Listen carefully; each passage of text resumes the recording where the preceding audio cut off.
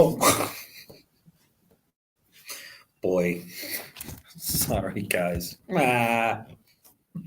This thing always takes you by surprise a little bit. And it's always backwards than to what, you're expecting. Let's open it up. See what you guys are seeing. See, I always scoot on the other side. I should have picked the other side of the conference room. I'm hoping to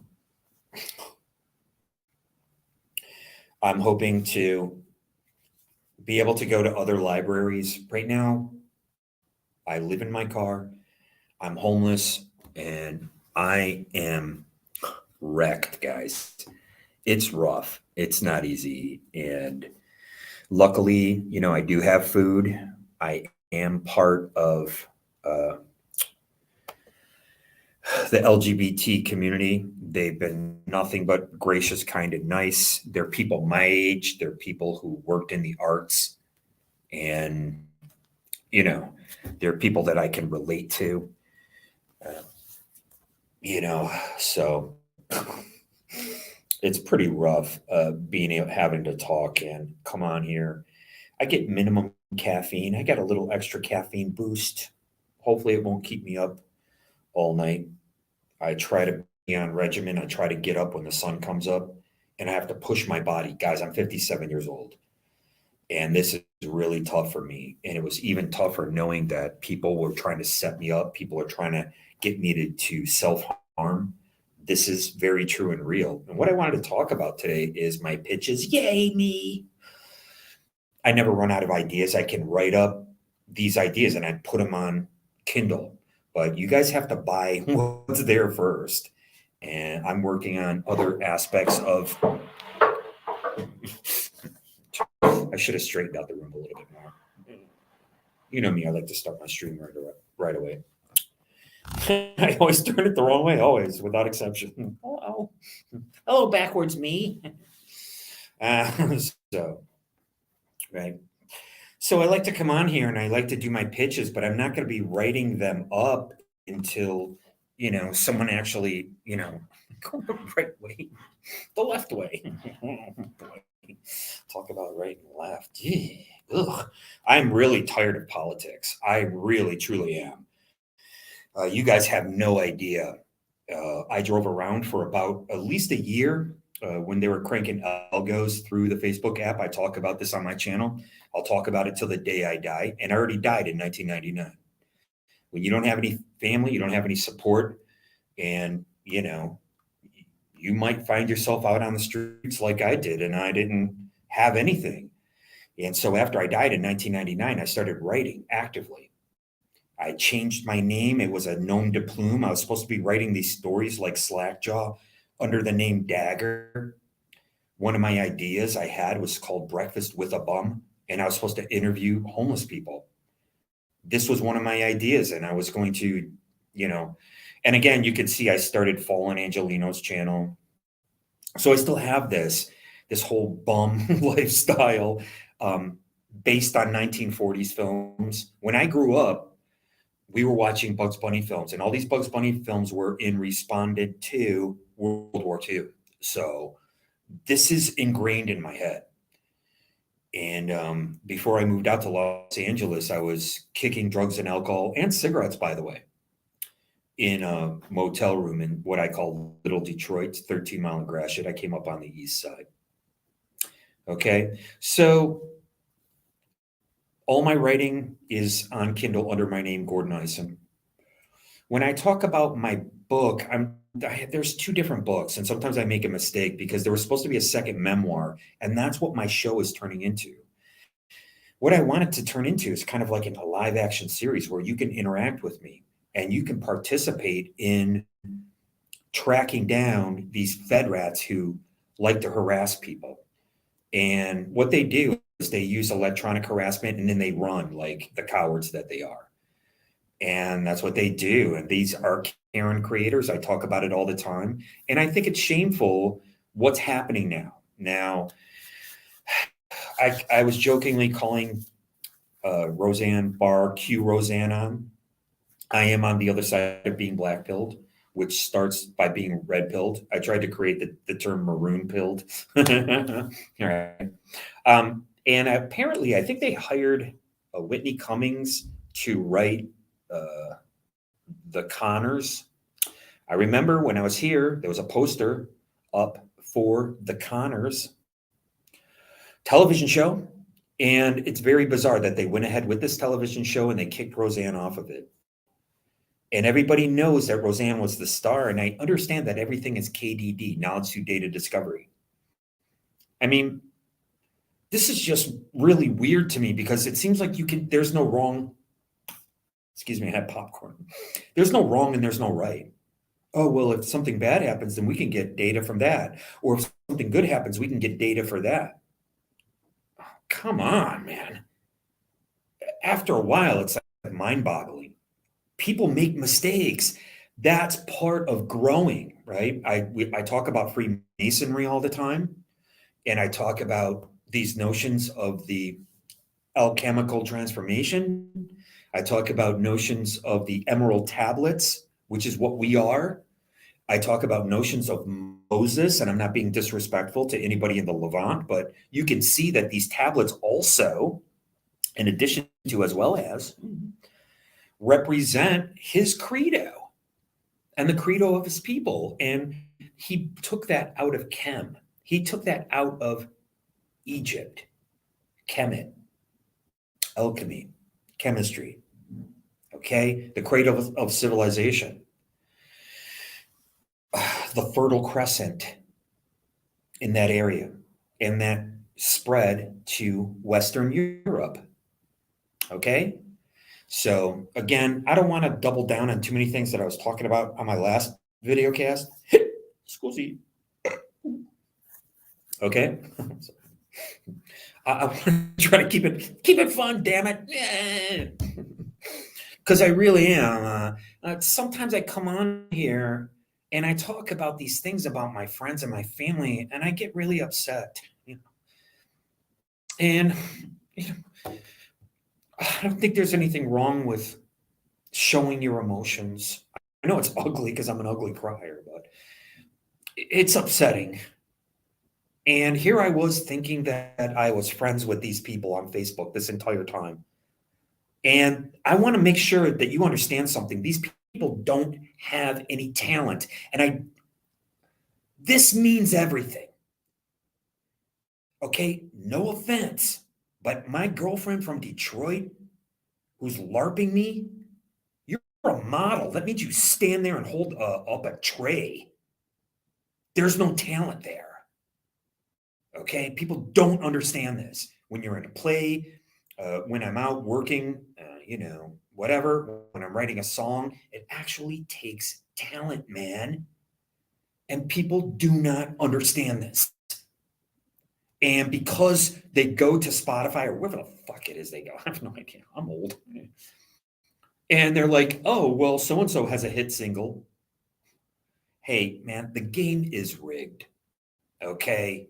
And it takes a lot. And when you go look and see who wrote the song, you've got more than one person. Right. I talked about Iggy Pop a little bit, and I talked about how Taylor Hawkins portrayed Iggy Pop in the CBGB's movie, and how Taylor Hawkins actually played with Iggy Pop on one of his last records, and he credited him with writing some of the songs. All right. So people are doing this more now. I was trying to do this with my band of turncoats and pieces of trash. You are trash to me. Okay? And if you're male, we will throw down. Make no mistake about it. You can make as many jokes as you want. You can do whatever you want. But anyway, sorry, I don't mean to come across this way, but I'm a guy and I'm not going to deny that. I'm not going to deny my masculinity for anybody. You can make all the LGBT jokes you want. You can make all the ethnic jokes you want. You don't even know what ethnicity is. Half of you. I know what corn kernels are. My teeth. Okay. So yeah, man, I'm a passionate guy. How do you think songs get made? I'm sorry, I'm just gonna write no. It takes this heartache, this right? When I wrote the Jimmy song, that was about my dad.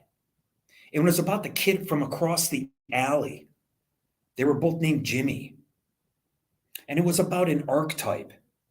And I had to use the lyrics to the guy who left my band. His name was Jimmy. And I'm like, oh, well, surrounded by these fucking wankers.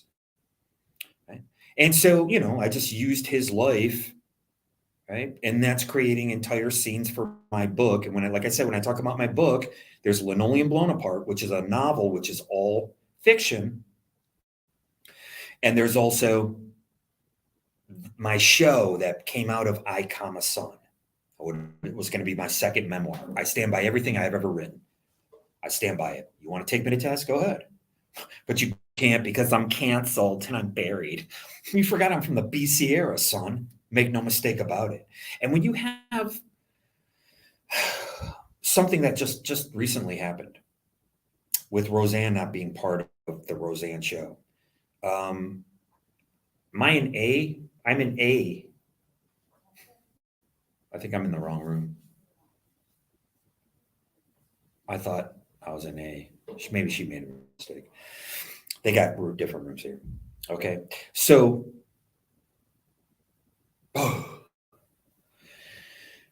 this kind of thing is really ridiculous. And I was watching the Roseanne show. And again, I got that from Red Bar. Roseanne is red pilled. That's why she was canceled. And what people don't understand is something called accelerationism. I don't think you know what we're accelerating into. I try to, be cool with you guys and tell you that you need to look up orthogonality. You need to look up this shape and understand what's going on with the right angle. Okay. It's very complex, but guess what? It's on Wikipedia. So anyone could look this up. Okay.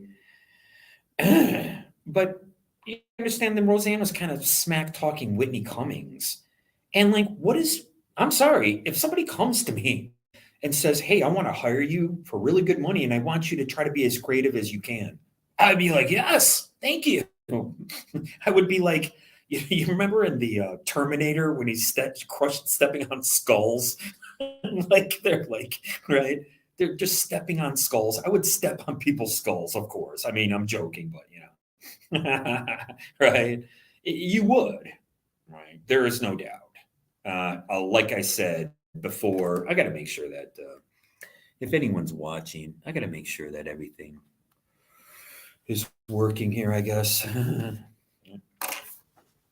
Right. I talked about Chris D'Elia, who worked with Whitney Cummings, and he said, if Hollywood comes calling me again, well, middle America thinks you are Hollywood, pal. Okay. And so I come on here and I like to pitch my ideas because I'm really good at what I do. And I'm not I'm coming at this as a musician, an actor, a production assistant. I could be a showrunner, right? You can't hold a grudge. I don't have a grudge against anybody, not even the guys in my band. Why? Because I know what a joke they are. And I tried to say that these are all of our songs, and they wouldn't have it. They wouldn't have it. I'm like, these songs belong to all of us. You helped me do this. And they kept saying, no, Gordon, F you. And I'm like, okay, I remember the FUs as a punk band. And again, at 16 years old, this shit changed my life. And that's what's going into Linoleum Blown Apart. But as far as now, I worked on something called Cop Gives Waitress $2 million tip. That's what it was called. It was called Cop Gives Waitress $2 million tip. Okay, let me see if I can put that in here. Cop Gives Waitress $2 million tip. It should come up. Yeah, it's called It Could Happen to You. That's okay. So we all know what a working title is. And I worked on that. I got a couple days on that. But again, if you're not seen, if you're like cut out, like you have to take my word for it, right? Like if I was a professional liar, con man, creep, douchebag, whatever, twat waffle, then I would be like, oh, I worked with Kim Basinger and Eminem worked with her, but I worked with her for, I would be making this up to try to connect us. And I don't, because I worked with Demi Moore. Go F yourself. She's hot, man. She was hot when I worked with her. And, I got a million and one stories for you. I'm trying to keep it on track here. Sorry. So you could see that they changed the title. So the working title for what I'm talking about is called The Single Dad Jokes. Not but I'm sorry. It's just called Single Dad Jokes. Okay. This is a television series.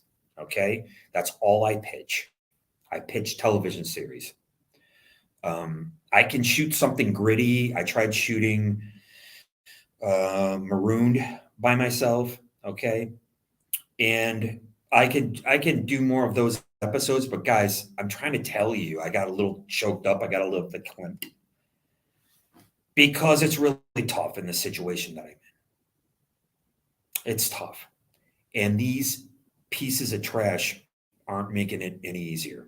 And they want things to be racial and they want things to be political. I refuse. I'm not going to get involved in that because they're so dumb. All they're responding to is this: we are parrots. I like that song, Canary in a Coal Mine by the Police. That's a really good one. Yeah. We are. So we're just parrots. We parrot back what we're fed. Here it is. This is what's feeding us. What's happening now is parents are getting mad. It's the crowning of the child that's going on. Okay. That's the age that we're in, whether you're a theosophist or not. I'm sorry. I don't know what to tell you. I'm a little more well-versed than most, but it's the crowning of the child. And what's everybody talking about? They're talking about kids. What are you teaching my kids? Everyone's getting wrapped up in about the kids. Oh, what the shipping container filled with stolen kids. Kids this, kids that. I'm still a kid at heart because I know in my creative endeavors, you have to have that childlike innocence. You have to have it, or you lose everything, right? But I don't have any children.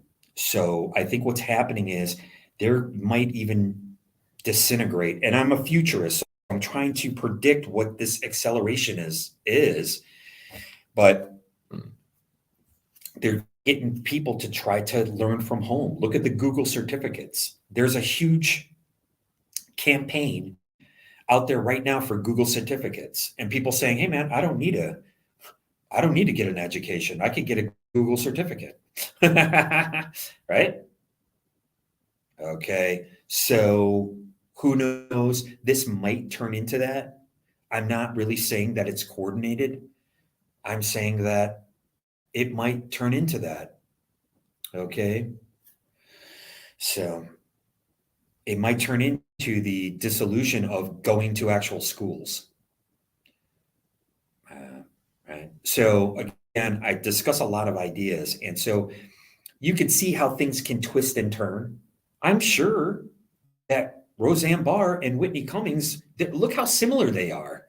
Look at how they, how strong Roseanne was at the beginning of her career, and look at Whitney Cummings. She's at the middle of her career.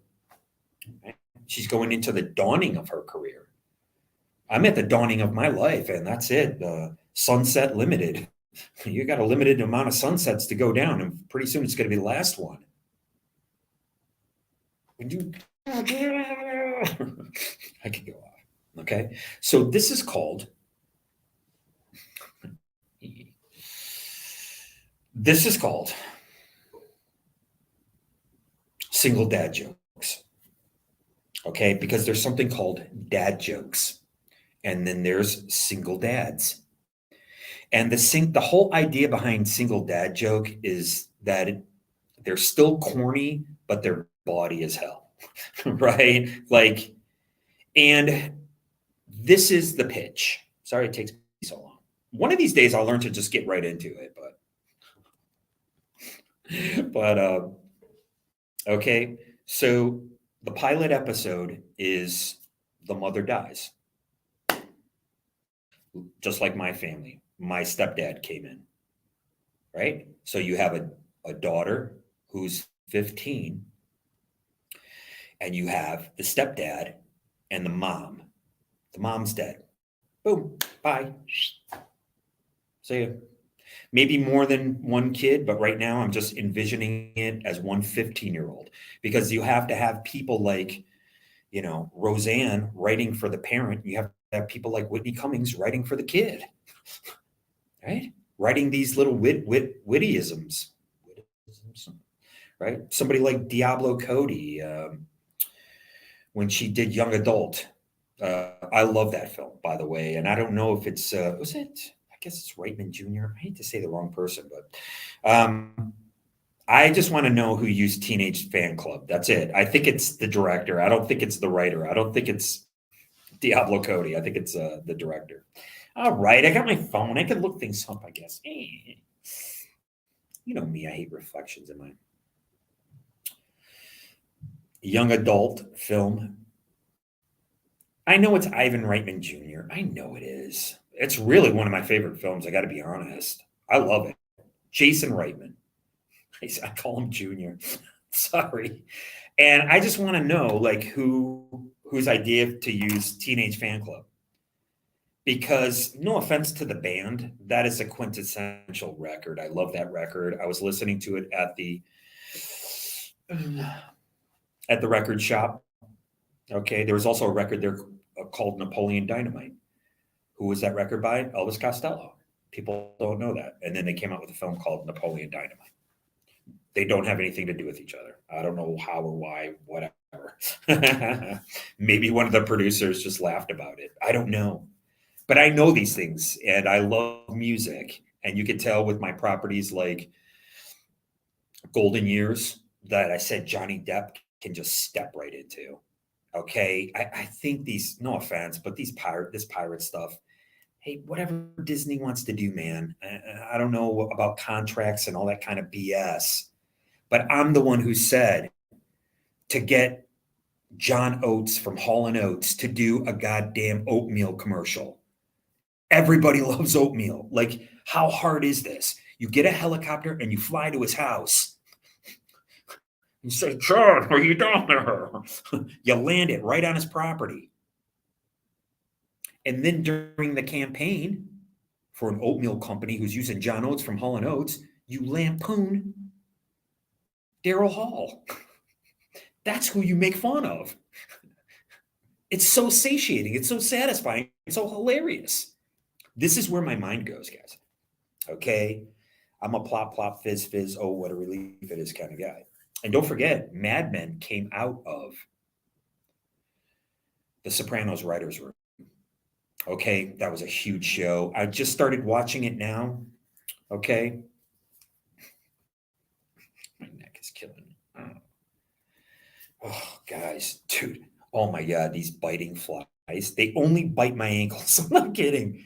They bite the shit out of my ankles like nonstop. I do have a property called Animals. I might talk about that a little bit. But right now we're talking about single dad jokes. That's the name of the show. And what's happening is the mother dies. So what is the two people who are connected now to each other? Who is the hub? It's the mother. The mother's the hub. The step-husband loves the mother. He doesn't care about the daughters. The best drummer for the Grievance Committee, my band, where I wrote all the songs. Mike, he dated a woman. I'm sorry. I think he's married to her, and she has kids from another marriage. He's like, oh, those are your kids. I don't care. I'm here for you. My stepdad was the same way. I love you, Margie. And I did show you them in the earlier episode, a picture of my mom and dad. I think it was around their wedding. They're sharing a piece of cake. It's a very beautiful photo. I love that photo. I really love it. I really love family. And I really used to love friends. I don't really care anymore. I'll die alone and I'll be by myself and I could care less. I came out here to make new friends, but trust me, I'm not interested in a bunch of LARPers and phonies. That's for sure. And gang members and police officers who aren't just going to work and doing their job. I mean, they got to play so many games. It's pathetic. They should be really ashamed of themselves, but they're not because they don't have any talent. I actually do. And I worked really hard to nurture this talent. And do you guys realize how tough it is to get up here and talk like this? Can any of you do it? I don't know. I'm not doing some phony videos. I'm doing my honest thoughts, and I'm putting myself out there. And if you want to steal it, you go ahead and steal it. Go ahead, man. Go ahead and steal it. But what we're talking about now, I'm in a good mood. I am. So what we're talking about now is single dad jokes. And now you have a teenage girl, right? I mean, my God, Hannah Montana. I mean, I don't really know. Like, you know, I don't watch any of those shows. This is what I'm doing is I'm coming at this completely original. You understand? Like I said, like I was taking in all this information, and then my band, I was trying to be as original as I could. Whatever. Failure. He's a failure. Multiple failure. What are you gonna do? I might get lucky one of these days. All pun intended. So we have the single dad joke. That's the working title. And the mother dies in the first episode. And you're thinking, this is a comedy? Oh, well, she's got to go sometime. Maybe they come home from the funeral. You can see I'm working on this like right off the top of my head. I don't have any notes. I didn't write this up yet. This is a surprise. That's what I do on my show. I'm trying to keep it interesting. And I really hope you share the show. I really do. So there's also other interesting aspects I'd like to bring up, but I'm talking about pitching right here. I'm in West Hollywood. I'm not interested in being friends with anyone who's not interested in being friends with me. That's fine. Like I said, I ran into a couple trans people, and I ran into a hustler and a couple other people, another gentleman from another country. It's just like this ragtag group of people. Like, hey, how you doing? When I came here, I approached it like a small town. Good morning. I said good morning to a few people. They told me to fuck off. That's it. There's no more good mornings anymore. There's no more even interacting with you. There is no more. That's it. You told me what you think of me. Okay. Cool. Later. Don't worry about it. But I do treat things like a small town, and I like that feel. Right? So we're talking about the single dad joke. And these two people have to become friends. This is one of the toughest pitches ever. How are you going to pitch a show like this? It's about death, like right off the bat. And the person they're connected to, hey, I love your mother. To be honest with you, I don't know your dad, but you seem a little bit too much like your dad. How come you're not like your mother? Right? So, right? I can write from the 50-year-old guy's point of view. When is a person going to pass away? They're probably going to pass away in their 40s. And don't forget, I actually went to go see Tim Allen in Detroit, and he was a middle, just like David Spade. David Spade was a middle. He was never a headliner. Okay, Tim Allen was a middle. He got wrapped up into cocaine. They were shooting Jungle to Jungle when I was in New York City, and they were making a big deal out of the dailies. Don't leave the dailies in a taxi cab, but we all know that that is an insurance job. I'm sorry, I'm just here to tell you it was an insurance job. They had to probably file an insurance claim, and it might have got an extra day of shooting out of it by doing that. If it didn't happen the way they said, maybe it really did happen, but we know that any cab driver, I mean, you're putting down a working class guy. He's going to look back there and see, like, what the fuck is this? They left something. Oh, well, I got to bring it back. I mean, just these stories in the newspaper, these are for this, you know. There was a time where, you know, you were expected to read the newspaper and you were expected to know certain things about geopolitics. Well, guess where we're heading, guys? Schizophrenic future. We might not be getting the same information based on our clicky, clicky, swipey, swipey, scrolly, scrolly, likey, likey.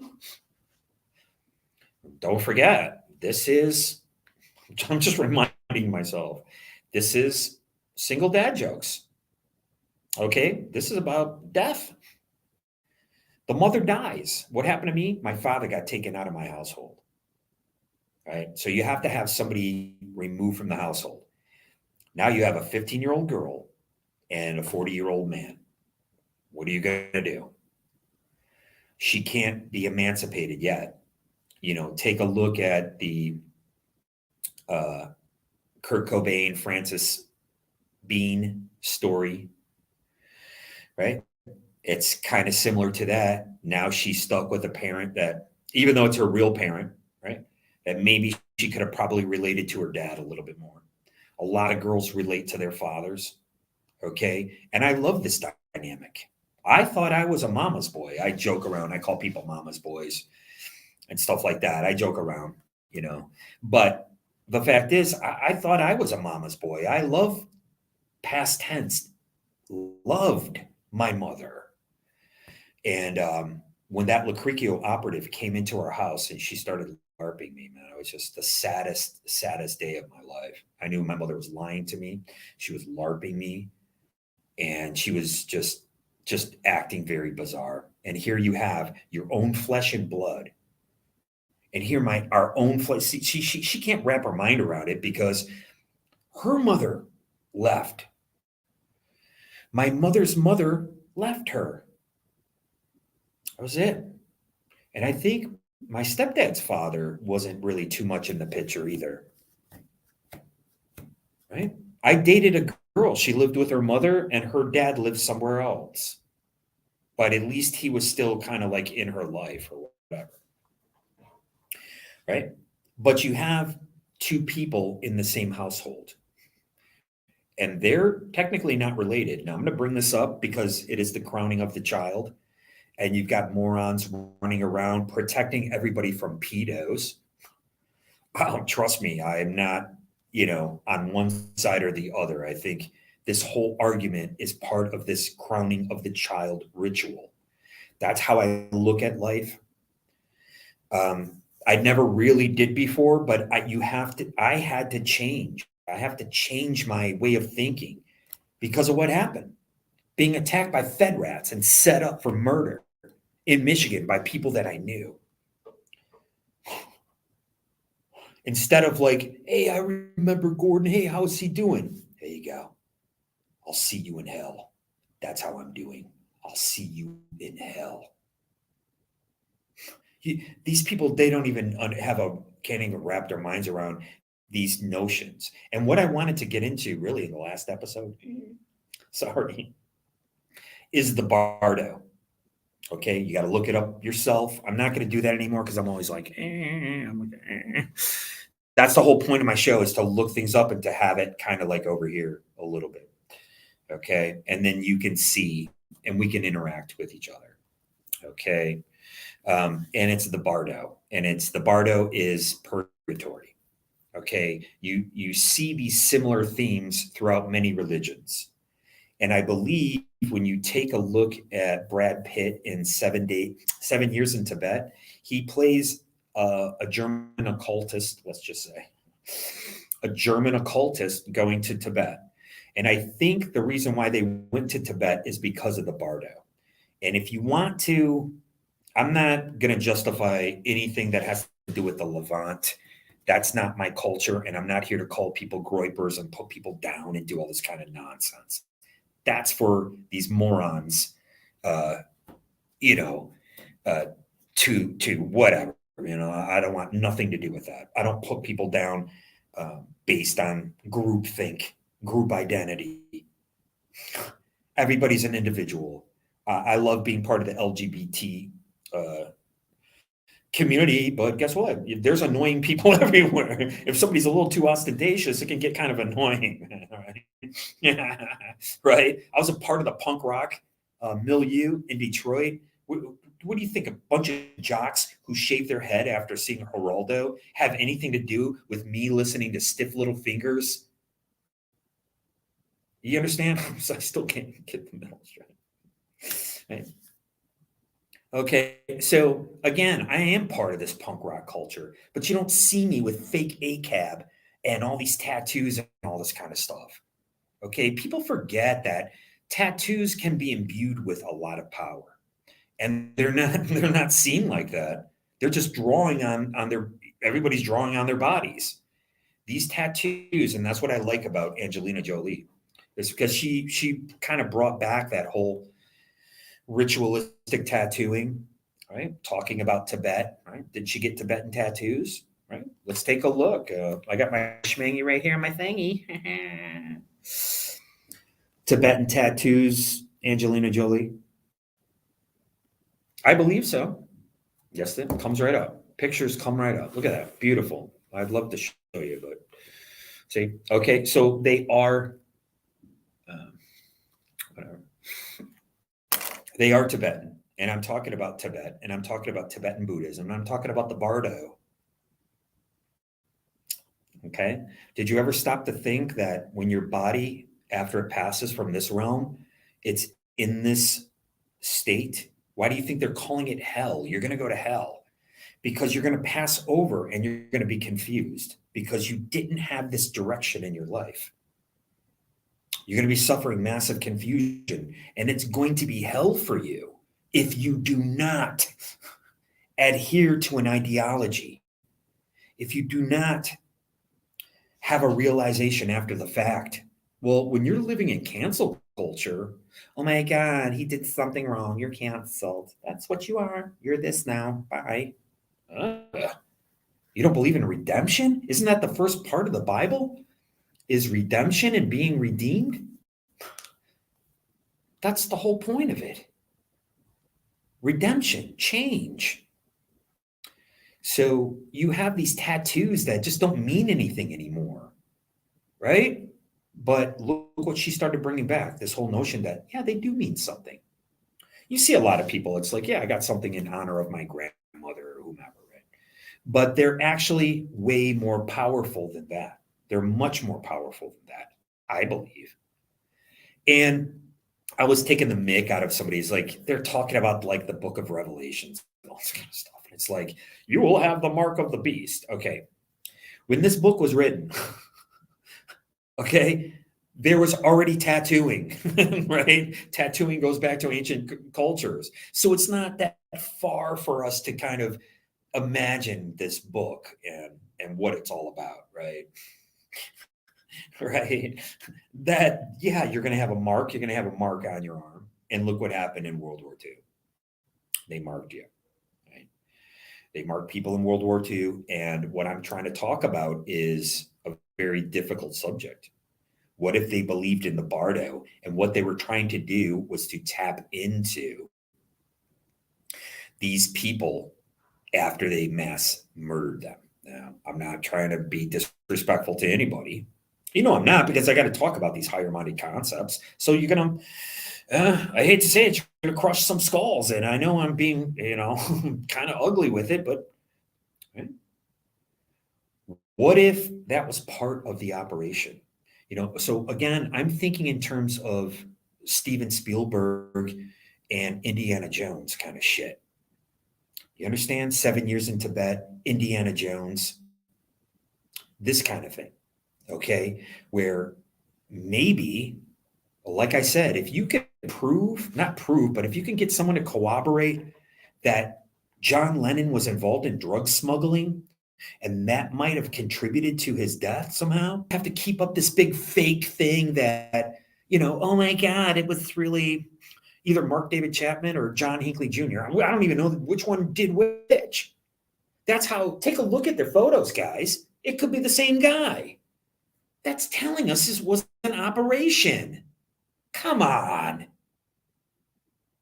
And if he was, I'm talking about John Lennon, if he was smuggling drugs, he might have interfered with somebody else's operation. Right? I talk about these things. Why? Because I come from that life. I spent time in jail, And if you don't have redemption, then you've never changed. Then what person hasn't experienced this redemption? Right? Why would I still be the same person That's why I don't have any respect for skanks who bring up somebody's arrest record 30 years later. What does that have to do with you? Nothing. That has nothing to do with you. And I kept my mouth shut. You see what I'm saying? So I'm sorry, according to you, I can never live this down. Well, you're not in my milieu. You're not in my family. You're not one of my friends. Do I know you? So you see, right? So I just laugh at these people. They're a joke. But again, what we're trying to do here is some higher minded concepts here. Okay. And you ever think outside of what's being fed to you? Oh, here's the easy answer. Oh, I don't even know where to put it. Here's the easy answer. Here it is. I looked it up. Ugh. Piss off. Right? So if someone could corroborate this would be a huge book. And this is how my thinking is. And this is how I was able to start the grievance committee until I just realized there was a bunch of skinheads and they were just like jealous of other bands. I'm not kidding, bro. Literally, that's how they are. Ugh. Right? And that's why I was like, let's do this. Let's start the grievance committee. Right? And then it was just like, I love cinema. Let me start getting into this. And I'm at rehearsal. I'm working. I was a full-time alcoholic too. And I'm like, I want to get into acting. And I do it. But again, I'm not here to be a litmus test for somebody else's gauge and what's successful, bruh. I'm here to do what I do. Right? And again, I would have kept playing music, but guess what? I did play music for a while in New York. It was a disaster. What I was supposed to do, which I'm a kid, I don't know, was I was supposed to play those songs for fucking 2 years, just like the Ramones. Play the shit out of them, tour the shit out of them. That's what you were supposed to do. I didn't know it because why? Because I'm the songwriter. I'm already on to the next one. Oh, this song, okay, I'm done with it. I want to do another one. I want to do another one. And before you know it, I could do an hour show. Do you know how hard that is physically? You know what kind of resolve that takes? No, you don't, because you're fucking clueless. But can you just maybe use your imagination just a little bit? Sorry, just kidding. Right. So I talk about John Lennon in a different way than anybody else does. I talk about the bardo. What if you could tap into the bardo? Maybe this is what the occultists in World War II were really, truly up to. That is a different take on anything that you've ever seen. This is like borderline like Wowsville, okay? And I know I'm a shaggy guy. Scooby snacks, bro. Oh, right? So what if we have this show? And what if it's called Single Dad Jokes? And it's about a dad who's stuck with kids. I guess it would have to be more than one. From someone who's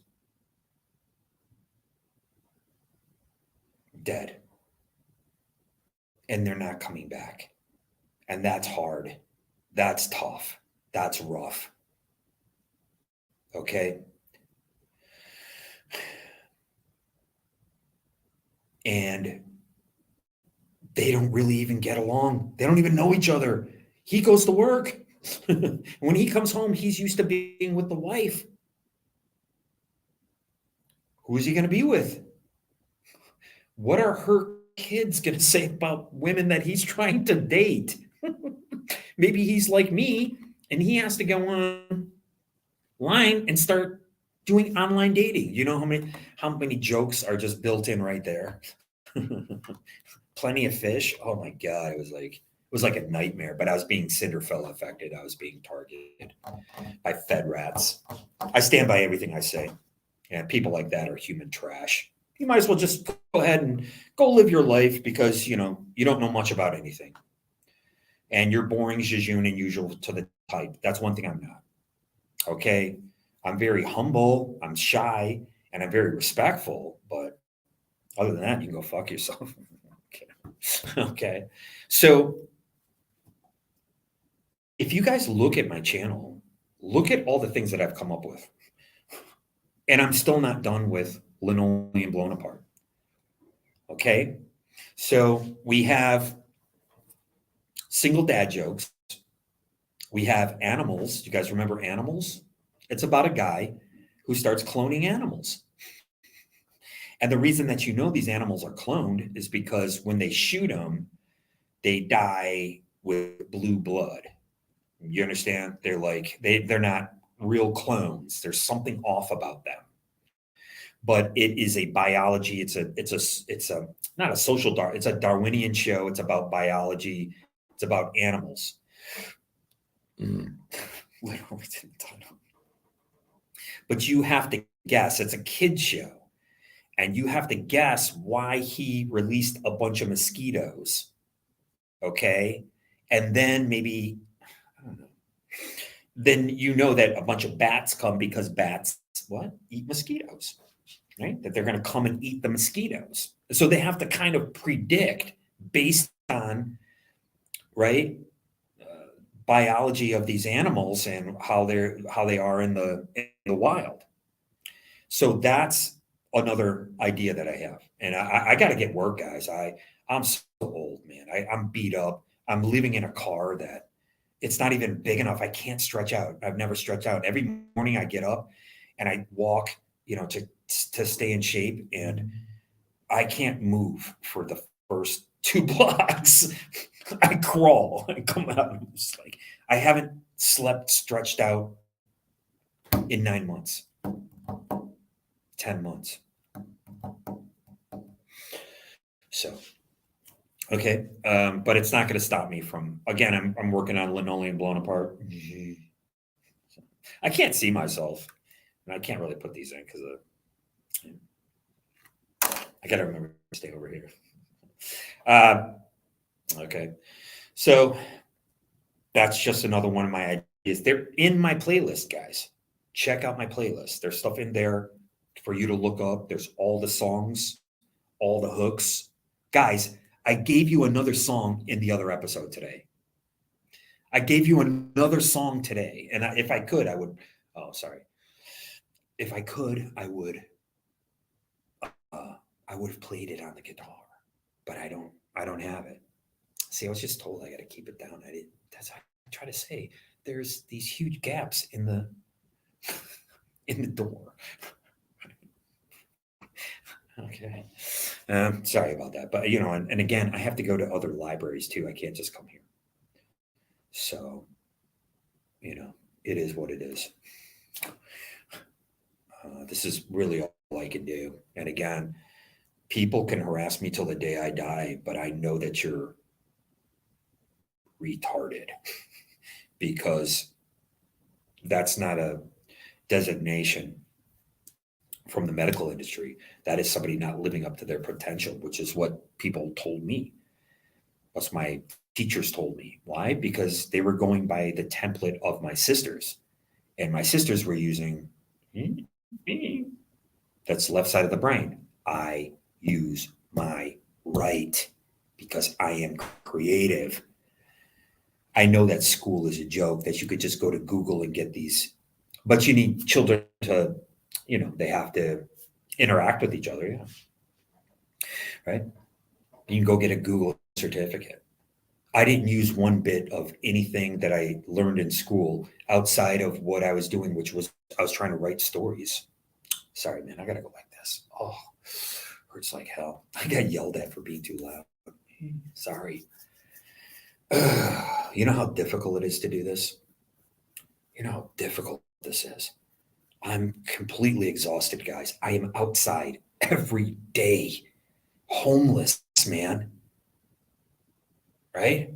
And I told you, it's like you're just, after being affected by this thing, man, you're like swinging at the fences. You're swinging at the ropes. You don't know who's involved in this, right? And I'm a memoirist, so I wrote about my real life, but I'm trying to incorporate that into my show. You can get involved in this, and it makes it more immediate, makes it more interesting. Because I was supposed to be like Lenny Bruce and looking up my transcripts and stuff like that, but I don't know. I just don't care, and my focus shifted to Linoleum Blown Apart. Okay, and the story, just to be brief, the story of Linoleum Blown Apart is 1987 to 1996 with the punk rock band who is the reincarnation of Napoleon. He's a singer like myself who's, instead of military strategy, he has to write songs and he knows he has to come up with a hook. I keep talking about it, guys. Okay. And then what do? They all imitate the films of Walter. And we only see Walter's life and the resultant film from that portion of his life. So with Walter's life, don't forget, he starts off working for a fascist government who is responsible for the death of his father and uncle. Brutal. He watches them over time become emaciated and die. He moves to United States. He gets adopted, basically, by the brothers who own the studio. And they're like, wow, we got a gold mine here. Let's just make it. We're going under. We don't have a chance, we don't have a choice. So they make Of Reasonable Service and it becomes the biggest hit. Why? De facto, because everybody comes home from the army. Everybody comes home and they're effing right in the theaters, just the way they told us that you were a boomer because when they came home from the war, they were having sex in the back seats of their cars. Were you guys not taught this in school? People were going to Inspiration Point and jumping into the back seat of their car and fooling around. Well, like I said, I was working at Webster Hall and people were just effing in the balcony. What are you going to do? All right. So we're putting this in and it's a huge hit. It makes a lot of money. And so they ask him, well, what do you want to do? And he goes, I want to do Pork Chops in the Who's. And they're like, no, we hate Grabowski. Why? Because Grabowski is like Dashiell Hammett. They're like, they've had it with this guy. He's an alcoholic. He's a womanizer. It's like this piece of shit. He's in downtown LA. Right? But it's like Walter has the magic touch. And so he makes this film and it's his first film from beginning to end. It's all him. And he makes it. I know the entire narrative for him. And so what happens then? Who shows up? Grabowski goes. Jeremy Cloud shows up with his book. Look at how many books are involved in this project. They're all based on books. Jeremy Cloud shows up with his book, but they don't shoot his book. His book is about entheogens and about native cultures that he went around the world and visited. He's like Alan Watts. He talks about Alan Watts, but he's surrounded by guys like John Hamm from Mad Men. Can you see Alan Watts hanging out with John Hamm? Maybe at the end, maybe in that last episode, but he doesn't fit. Like he doesn't fit in. But that's what they like about him. And so him and Walter go on an odyssey. And during their first film that they write, which is based on Dr. Strangelove, they have the president go on an odyssey. The president basically goes on the same odyssey that they go on. He takes them to jazz clubs, the black side of town, introduces them to marijuana, jazz. Okay, they go to LGBT bars. Okay, you have to introduce this into the culture. That's what I really liked about Marvelous Miss Mabel is because of the girl from Mad TV and Family Guy. I really like that character. I like that she was kind of butch and like, I really like that. Anyway, whatever. So, right. So I'm talking about the Walter portion of Linoleum Blown Apart. And then he does another film with him, which is about a 17-year-old girl getting her coming to fruition with her sexuality. Well, what is Roxy in real life. So you have the narrative for the film mirroring what's happening with Roxy in the 1980s. Okay. And there's a lot of parallels like this in the story. And so after he leaves and they put this film out, and it's like, whoa, it pisses off some of the Atlantic power structure elite families. And they're like, who the F is this guy? Who do you think you are? Oh, people don't understand, man. You anger some powerful people, then they run and snitch to these safety guards or whatever they're called. I don't know. Anyway, but okay. And so what happens after that? Hey, Walter, do you ever think about doing a science fiction? Let me take a look at some books. And so he happens upon this book. It's called Scorpius XL or whatever it's called. We could change the name of it. And I have the narrative, and the film for Scorpius XL could be shot today. Just like We Are Martian, any of my other ideas, whatever. Okay. And it would rival anything that's out. I came up with this narrative while I had an office and I was watching Tarkovsky films. Okay. So, all right. So he gets this book, and this book is by a professor. Now, this professor is based on Mark Fisher. And I said, Sunset Limited, right? Where the professor is just suicidal. And again, Mark Fisher ends up committing suicide around the same time as Anthony Bourdain and some of these other suspicious deaths. Okay. I'm not saying nothing but, hey, man, it's called inauthentic behavior. And Frances Haugen corroborated that. So let's not, sorry, I got to charge my headphones. I'm sitting here. I didn't charge my headphones. Oopsie. There we go. Okay. And so he gets this book and he's like, oh, this seems pretty good. Or maybe it's introduced to him from his wife, somebody. Okay. And he goes to meet up with the professor, and he's just like, wants to ask him about it. The professor, he might be at the end of his rope. Quite literally. He knows too much. You understand, where you're just kind of too smart and you're just kind of like, F this place. We talk about accelerationism, okay? That's why they created cancel culture.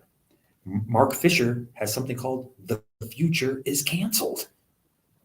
The future is canceled. But I think what Mark Fisher was alluding to was the fact that you're waiting for a Jetsons style future, right? Aren't we waiting for Tesla, self-driving cars? We're always waiting for this stuff. It never seems to arrive.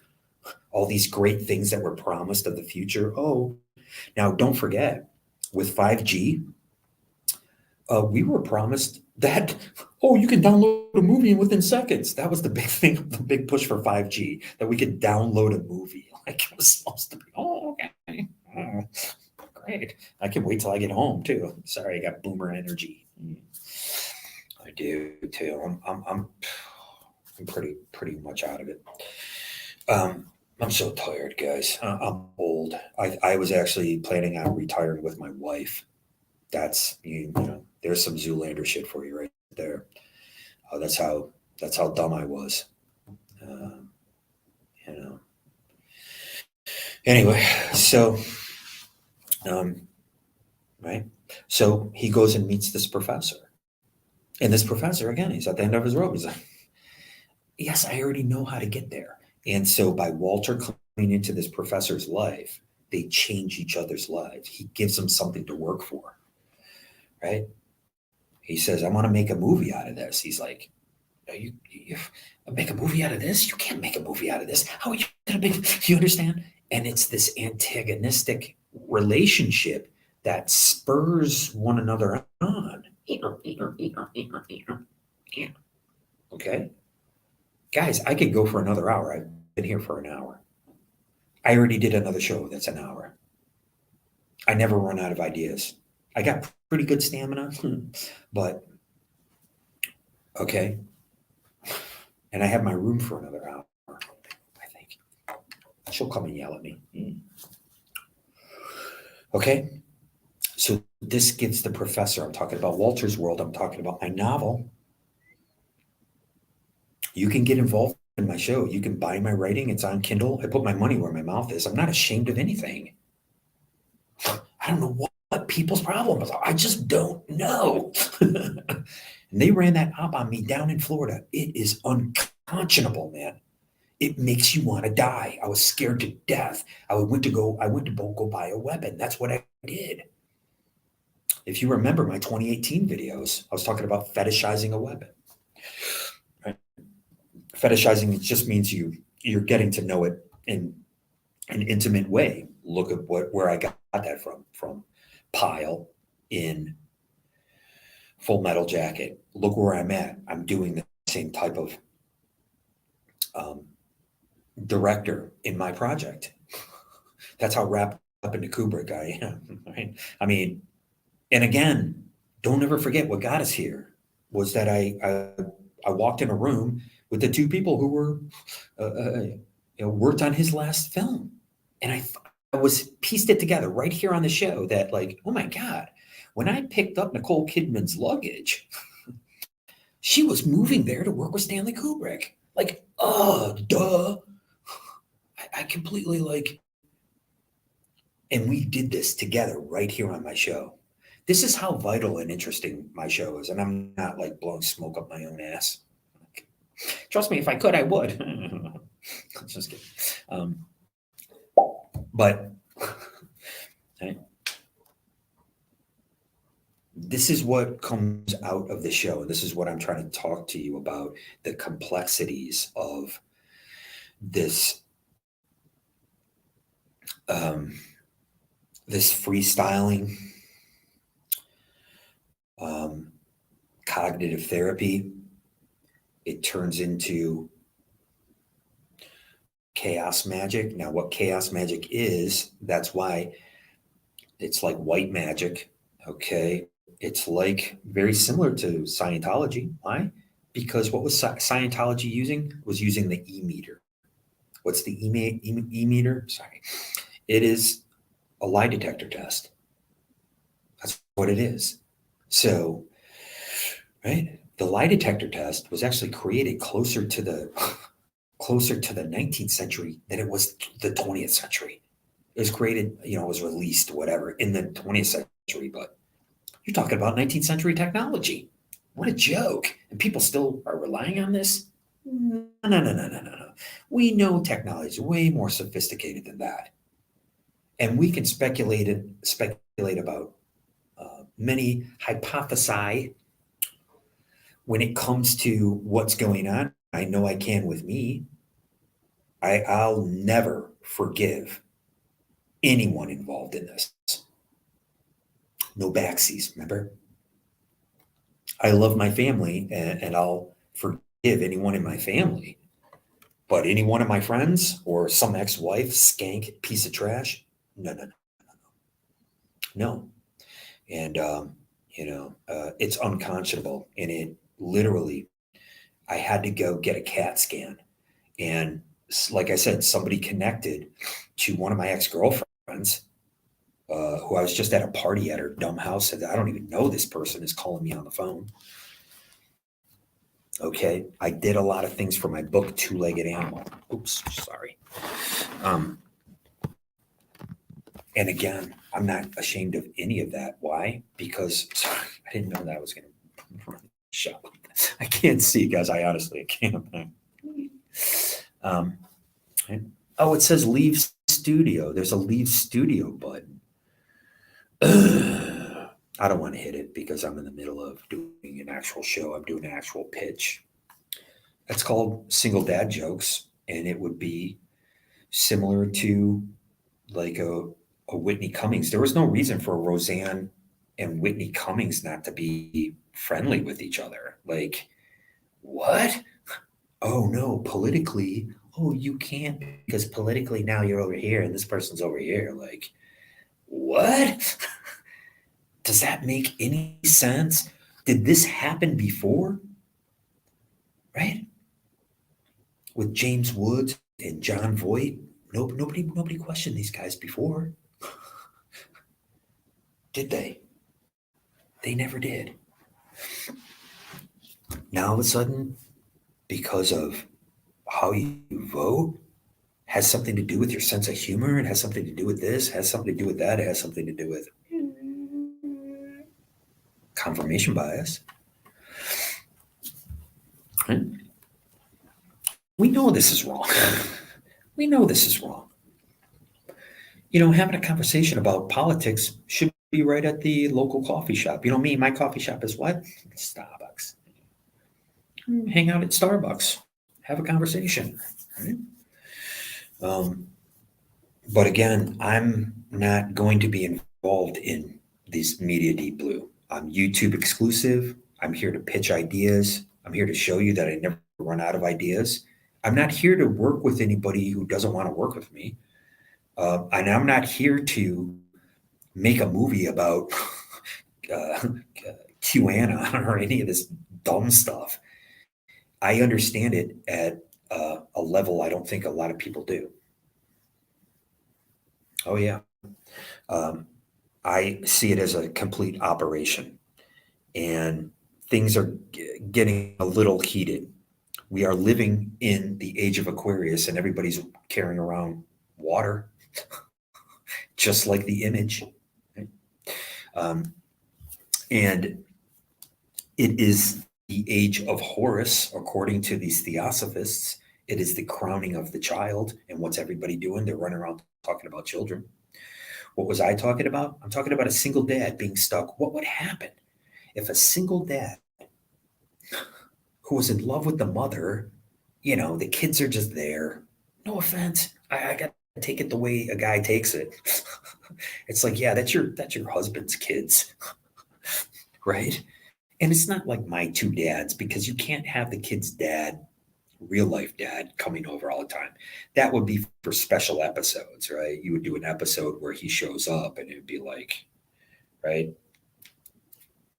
And the kids kind of gravitate more towards their stepdad. And, this kind of thing happened to me. I loved it when my stepdad came into my family. I honestly did. I loved it. I loved that he had a big family, and I wanted to be a part of that. But I no longer am going to give anybody any of my emotional interest at all. At all. Specifically because of what happened in Michigan and Detroit. Specifically, these pieces of trash who think because I have a blemish on my record that indicates something about me as a person. Do you know the details of it? No, they don't. They don't care. It's cancel culture. All right, well, I'm canceled. Then I die in the streets. That's what I said. I die in the streets. Absolutely. I got no problem with it. Right? Why? Because I already did. And that's why I put everything into my work. And I'm coming at you today with a brand new pitch. Because I understand things on a level that many people don't. Why? Because they're all just reactionary. Oh my God, you don't say. Right? Like I said, I actually put Howard Stern in my book. Do you think I give a rat's ass? We had somebody under the name of Stuttering John show up in my comment section before, trying to say things that get me banned. Do you think I give a rat's ass about people like Shuley and these dusty old dude? Shuley looks like an old man. These guys, man. Do you guys realize that Yucko the Clown was in the writer's room? Yucko the Clown was in a writer's room. Okay. Right here, probably. I don't know, maybe in New York. That's who's pitching ideas. Yucko the Clown. Goes around insulting people and squeaks on horn. Okay. So again, times change, people change, things change. I'm not interested. I was interested in my friends until about 2020. And then COVID hit, we all know. And, you know, I was interested in them until about then. And then after that, I'm done. If we played in a band together, don't expect us to be friends. I'll walk right up to your face and ask you, hey, what's up, man? And you'll look at the ground just like they do. Nothing to say, nothing to add. Shameful. Shameful. You had to crank algos, eh? And this is what they were using. They were using it at Atelier 4 art handling company in Long Island City, New York, and whenever I worked there.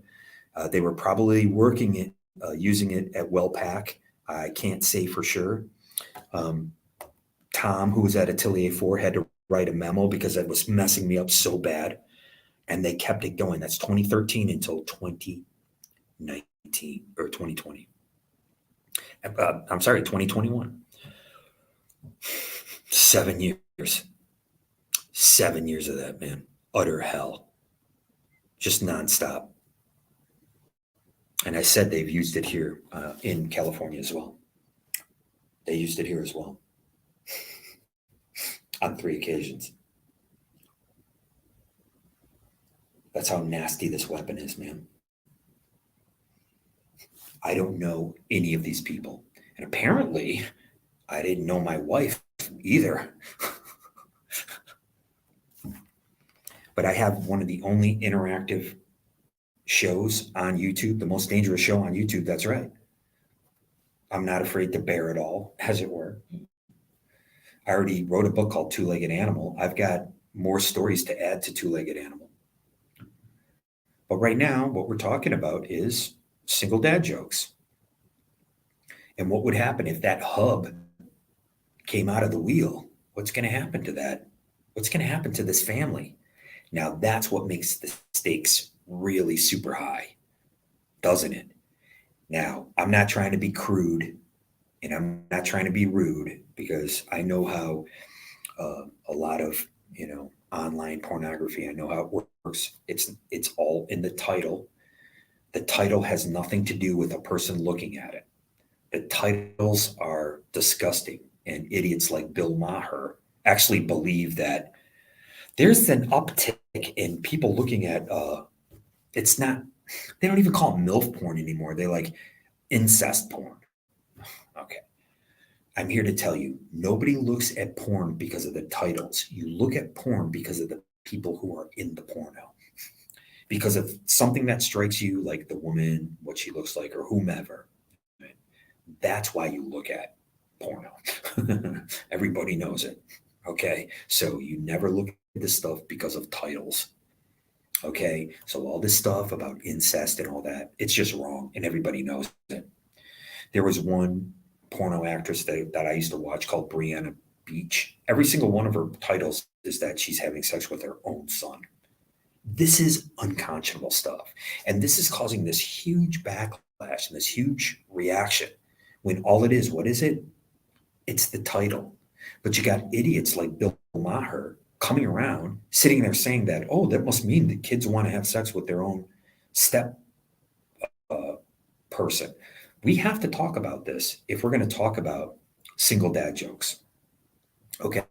We have to talk about this if we're going to talk about single dad jokes because it's going to come up, right?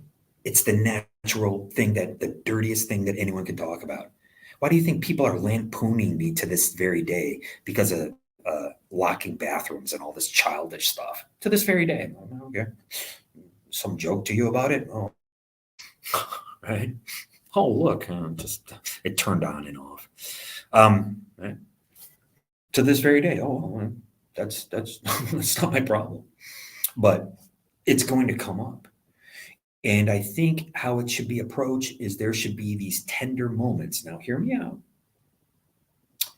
There should be these really tender, touching moments where the stepdad and the oldest daughter, they come together and they realize that they're not really as bad as they because these television shows, they're all antagonistic sarcasm, right? And again, let's not confuse this with real life. can we just keep this sarcasm in a TV show and not have it be part of our real life? I think too many people rely on this in real life.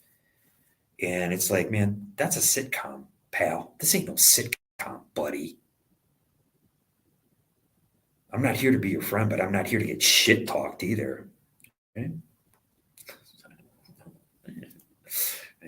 So you're going to have these moments, and they're just going to be like where they're going to actually be friends, right? But then they think better. Oh, okay, I'll see you later. Oh, good night. Bye. And they immediately, right? Where they might kind of come together under some kind of like, yeah, I love you too. I care about you. Right? Moreover, where it's, I care about you, right? But you have the girls budding sexuality, and you have the lonesome husband, right? And you have all this step parent porn. It's disgusting. We know it's disgusting. Okay, but what are you supposed to do? Say it doesn't exist? I think it's better to kind of like almost, have that be not part of the show, but have it be conscious, a conscious part of the show. It's like, okay, we're getting a little bit too friendly with each other. Ugh, right? And to have that little bit of a dynamic. Now, whether you want this to be, my envision of it is the feckless male that's kind of being pushed right now in our society, who's the husband, who's the stepdad, and then the bossy, no offense, bossy pants daughter who's coming up and she's getting her independence. This type of characters are going into Linoleum Blown Apart. But what I'm trying to show you is what my thinking is like, and how a person like me never runs out of ideas. And a person like me doesn't deserve to be targeted by a bunch of idiots who don't even know me, don't even know anybody involved in anything, especially some piece of trash skank ex-girlfriend and her sloppy mother. I'm sorry, but I thought we were friends up until 2020. That skank got back on Facebook and she friended me to keep me on the app. And they were coming through the app. You see how easy it all is now? It's unconscionable. And this type of stuff is enough to drive a person batty. And that's what they did to me. And I think part of it is that they get you to lose sleep. It messes up your cycle of sleep. And that's what they did to me. It was like I kept getting up. Like I would lay down to sleep and I couldn't. I would just get up. And you have this affecting your cicada cycle, which is you get 17 hours of wakiness and you get 7 hours of sleep. Okay? You try to get 7 hours of sleep or not. Okay. And so, as far as a show is concerned, you know, again, it's up to the producers who want to breach what subjects, right? Like I said, I'm here to work. Okay, I'm not a human pit bull. I'm not here to work as a security guard. I'm not interested. Okay, you know, I'm working really. Again, I started working at two places, and all they did was shit talk me, lampoon me, put me in strange positions. I'm like, what the fuck? I went up to the guys at the art handling company. I said, hey man, if you don't want me to work here, why don't you just tell me to my face, man? What, dude? What? What? NPCs, bobbleheads. You're the one who's dehumanizing your own self. That's what you're doing. You're dehumanizing yourself by behaving like this. And I told you that's what captivated the nation with MAGA, the Magi, make America great again, because you never can.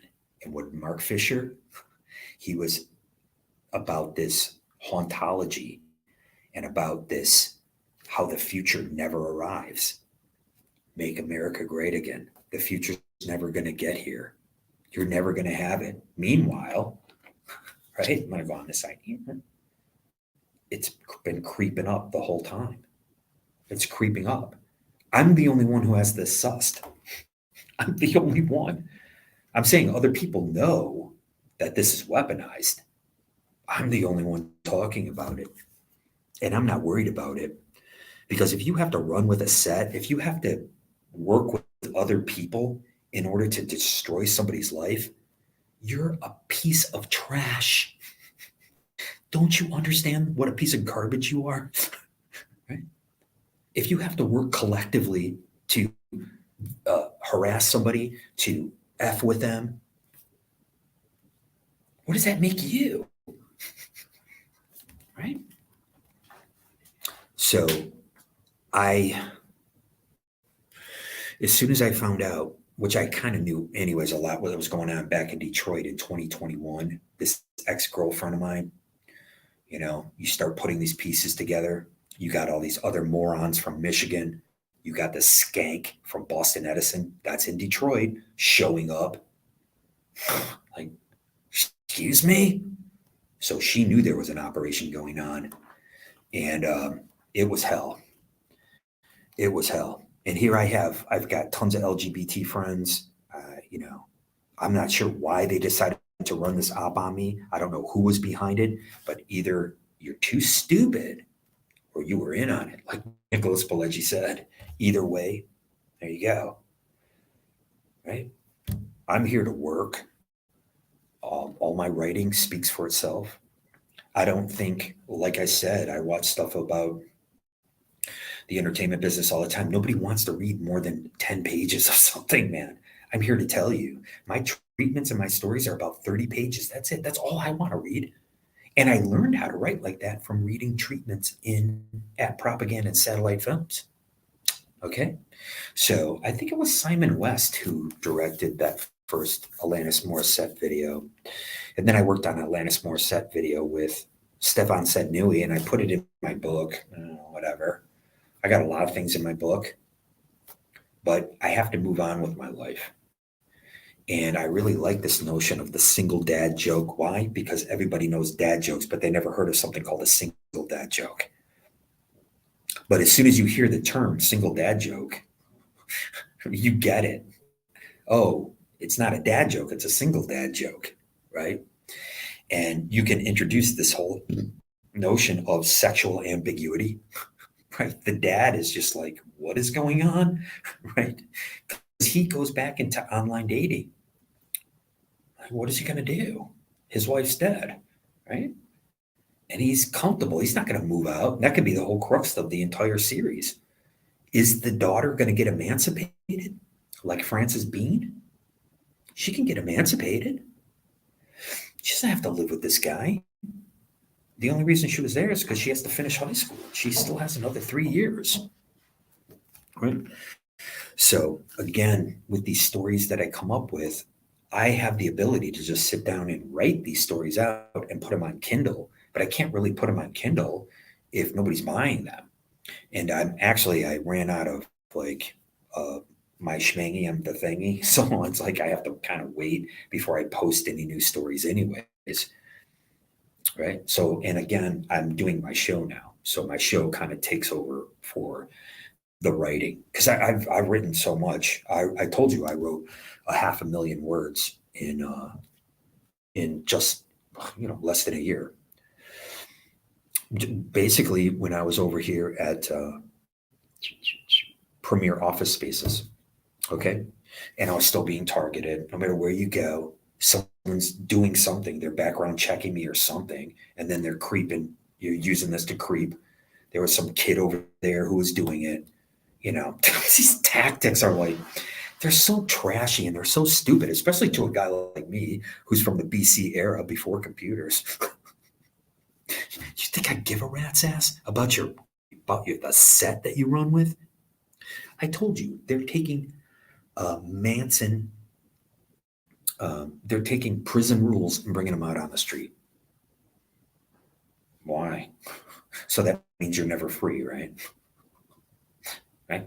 So then you're never free. What's the point, right? You could read a book about like, what it's like to climb K2 or whatever, but until you get off your keister and go out there, you're going to be working in the moment, and that book, you're going to really pretty much throw it away because you got to deal with things in the moment. You can do a little bit of prep for anything.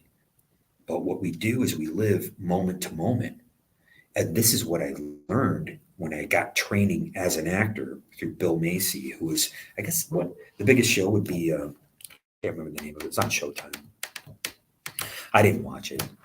It's like a white trash show, whatever it was. Shameless, it was called. Okay. Right.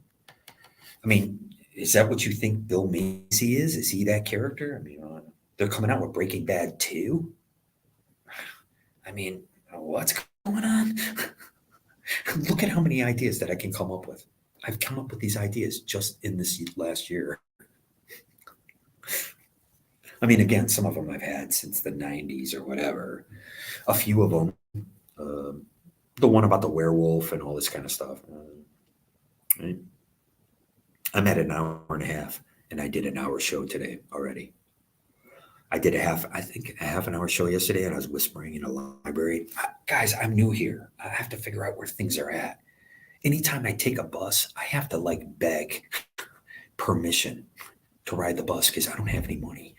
That's how bad it is, man. Right. That's how bad it is for me. Yeah. Right? And that's part of this cancel culture. This is part of targeting. They expect me to die. That's what they want me to do. They want me to lay down and die. They want me to give up. Right? They've left dope in the streets. Did I tell you since I've been here? When I was leaving a couple, I don't remember which job it was, whatever. They had a couple different yards at this trucking company. I was leaving one of the yards, and here it was, boom, right in front of me.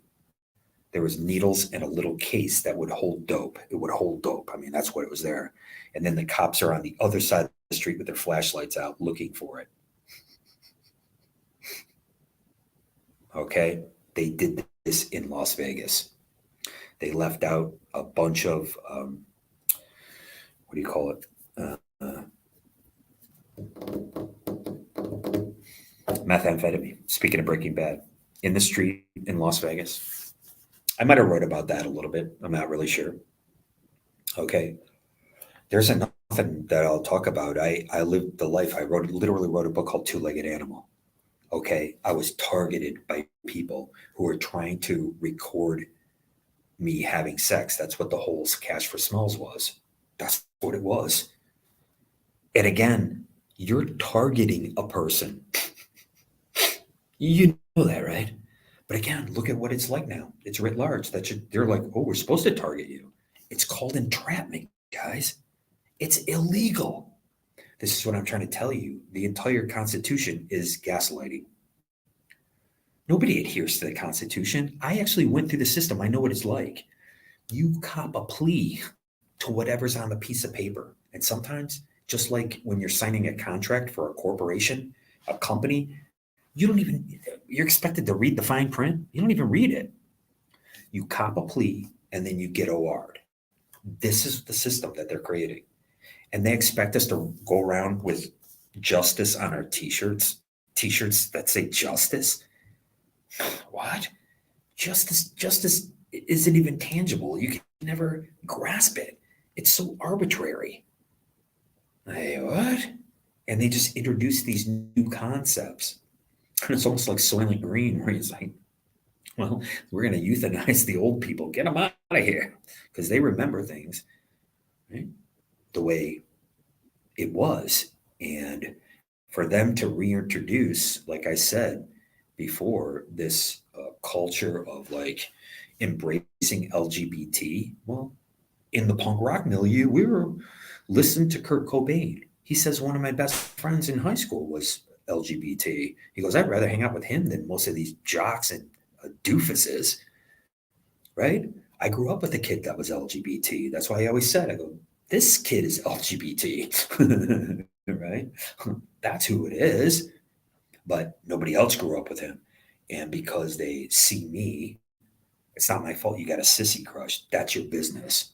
And these guys are allegedly straight guys, skinheads from Michigan. Oh, you got a crush on little old May? Well, it sure as fuck sounds like it. You got my name in your mouth for 30 years. Eh? Eh?